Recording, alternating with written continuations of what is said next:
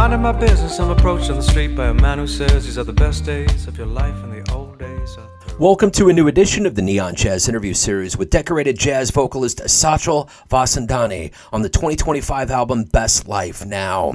We caught up with this veteran singer about this new project done with drummer maestro Nate Smith on the kit. He also teams up with special guest vocalists Gretchen Parlato and Shayna Steele, as well as his band featuring Dayna Stevens on saxophone, John Cowherd on piano, Charles Altura on guitar, and Brian Cockerham on the bass. We also talk about surviving the COVID period, how it influenced this album, a trip to Kansas City, upcoming shows, and so much more. Enjoy this interview. It's great to catch up with you. I think the last time we spoke was pre-pandemic. Yeah, it's been a long time, man. Yeah. Well, and that's the thing about this new era that we're living in. It's so nice to see musicians have new material, live music's picking up, and right now officially we're in that 5-year window. 5 years ago this thing started. So I'm curious, in light of the new album. You're right about that, man. It's weird, and I know we want to forget it.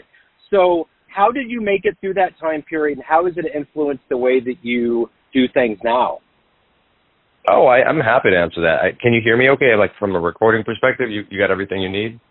Yeah, everything's good. Yeah, we're good. Okay, cool. Yeah, no, thanks for diving right in. It's funny, we talked, before the pandemic, and then, during the pandemic, I, like everybody else, was just kind of like sad, and so the records that I made reflected that. They were kind of melancholy, and they were two duo records with the pianist Roman Collin. He's one of a kind, and he and I brought some like mostly pop songs to life that were just done in a very plaintive style. I'm very happy with them because, like, the way you're even asking this question is really about how time shapes what we do. And I don't think I could have made those records at a different time in my life. They had to be made during the pandemic when we physically couldn't play with too many people. This guy, Roman, just happened to be in my bubble. And also, like, mentally, we weren't in a space to do crazy dance party music. At least I wasn't. So that yielded those two records. And now here we are, like 5 years later, and I've just put out the third record since, I guess, the pandemic. And for me, it was about saying, like, okay, I'm kind of done being sad, and I want to get out and show the world that we still exist, and we're out here and we're doing things. And so that was the kind of genesis, if that makes sense. It certainly does, and the titles is reflective of that sentiment. Best Life Now, and being with such a power group of individuals. Yeah. How did you assemble these cats together? How did this happen? Yeah, I was really lucky to get Nate involved early on. I had kind of mentioned to him that I had some new music, and as we talked about it, he just had good ideas, like naturally, just as a human, that I asked him to produce, and he was happy to. So from there, it became like, okay, here are the instruments that I see on this. He recommended John Cowherd, who he's played with for a long time in many situations, including his own band. And I wanted to get an electric bass player, and just I loved the groove of Brian Cockerham, who I knew from doing stuff with Shayna Steele, and then I got Shayna on the record, and then people like Charles Altura and Dayna Stevens I play with a lot, and they're like, Dayna's on like every one of my records, so it was a no-brainer. He can do anything. So I'm curious, when you go into the studio with such esteemed musicians, how did you artistically put this vision down? How did you cull through and pick these songs and make it the final product? I had been working on the origin songs for years, and I shared some demos with Nate, and he helped me kind of like, I think cull is a great word. He helped me kind of like edit things out. And I think that's the great role of a producer, is that especially when you're writing songs, all the songs on this record, except for one, are originals. It's easy to kind of keep going, or maybe say, I'm done. With the other perspective, say, well, why don't you try here, or you cut this one thing there. And Nate was really good about that. So that helped focus our time in the studio. It was pretty awesome. So at the end of the day, what are you ultimately hoping the listener gets from this album, this project? That's a great question. I guess I would say like they can feel my journey there. They can feel that, yeah, I want to get out and dance and move around a bit and not be stuck in my pandemic bubble. But also that if they're listening to the lyrics, that, we're tackling some topics, especially around matters of the heart of any kind, that still continue to evolve. Doesn't mean that just because the pandemic is over that we're not dealing with the stuff of life, But we don't have to be stuck in our rooms and going in circles about it. So that's what it's about. So let me ask you this. How do the crowds feel? The one thing that was obvious about this pandemic was that, everything shifted. No one got to see live music. Now that we're back, and I know we've been back for a little while, but has those residual appreciation feelings from the audience, have they lasted? Yeah. I mean, I was in Kansas City, and I did a show with the jazz orchestra there, and it was with the big band. It wasn't the original music, but Clint Ashlock he was kind enough to arrange one of the originals for my record, and man, it was great to see the response, just people feeling what I'm feeling when I sing it, about the lyrics, about the grooves, about the energy. It's been really nice, man. It's been really well received in the live shows.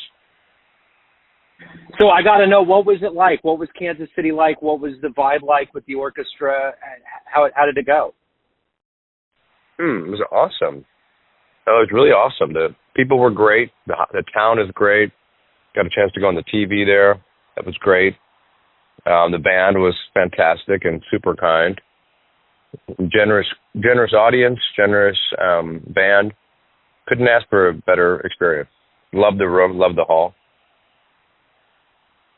So were you at the Coffin Center in Hellsberg Hall? Yeah. Yeah, it was awesome. Yeah, that's pretty premier. The thing about doing this show since 2011 and watching this town grow up is that I always hear from people that either come from out of town or move here about how inclusive and how wonderful the musicians are and accepting musicians in and kind of just having a good gig together. Yeah.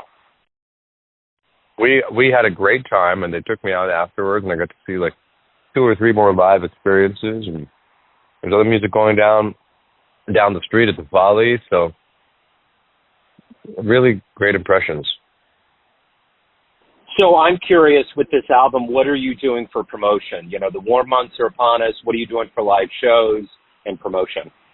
Yeah, the tours have started, and I'm starting to get out a little bit to the U.S. and to Europe. Something nice came out in Downbeat this weekend, so I'm excited about that. And, talking to folks like yourself and spreading the good word and hopefully getting people to pick up the CD or listening on streaming or listening on the radio. I'm just happy that people are listening. The one thing that was a part of the pandemic that was talked about, and I think there was a fear, was that, entering the world of jazz is not entering other genres, with the possibility of the lucrative nature of it, and there's a level of uncertainty. So now that we've come out of this, now that things are back in a full swing here in 2025, how do you feel about the strength of the jazz community right now? No, that's a good question. Well, it's stronger than ever in terms of the music and the people trying to do this music well. As a New Yorker, during the pandemic, a lot of people did leave New York. So the specific New York community, I feel like, is not quite the same, but it's still the Mecca. So there's still lots and lots of people, just not all of my people. But the institutions and the people who are behind those institutions are still there, and it's still geographically the best city for music.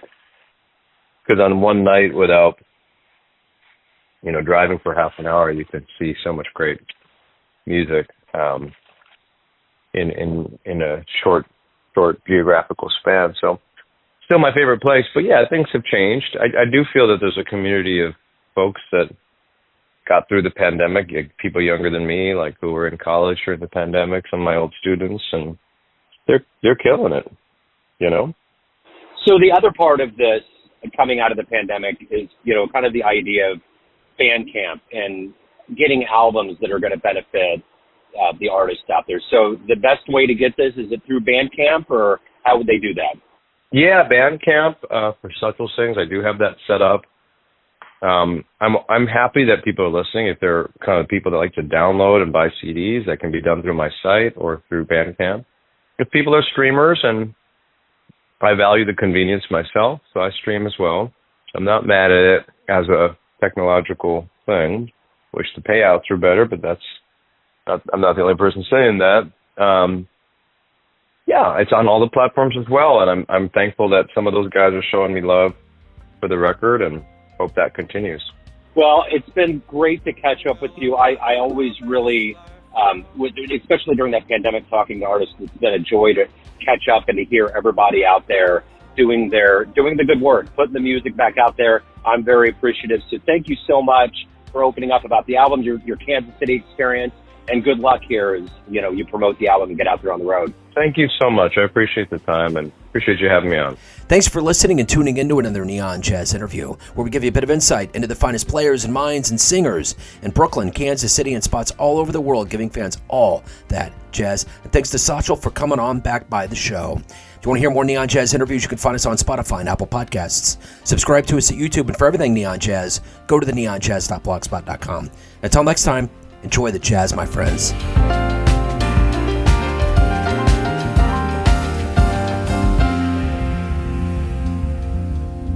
Hello, friends. Joe Domino here. I just wanted to let you know that after 30 years or so, I have finally released my first book of poetry through the mighty Spartan Press here in Kansas City, Missouri. As the creator and host of both Neon Jazz Radio and the Famous Interviews with Joe Domino podcast, along with being a visual artist, I'm ready to embark on a new adventure and want you to be a part of it. You can get a copy online via Barnes & Noble, Amazon, and actually on the streets in Kansas City at the great Prospero's bookstore off 39th Street. You can also visit joedomino.com for links to the book, to more poetry, and everything in my world, including paintings. Thanks for all of the love and support over the years, and please dig the words. Neon Jazz. Hello, friends. Joe Domino here. I just wanted to let you know that after 30 years or so, I have finally released my first book of poetry through the mighty Spartan Press here in Kansas City, Missouri. As the creator and host of both Neon Jazz Radio and the Famous Interviews with Joe Domino podcast, along with being a visual artist, I'm ready to embark on a new adventure and want you to be a part of it. You can get a copy online via Barnes & Noble, Amazon, and actually on the streets in Kansas City at the great Prospero's bookstore off 39th Street.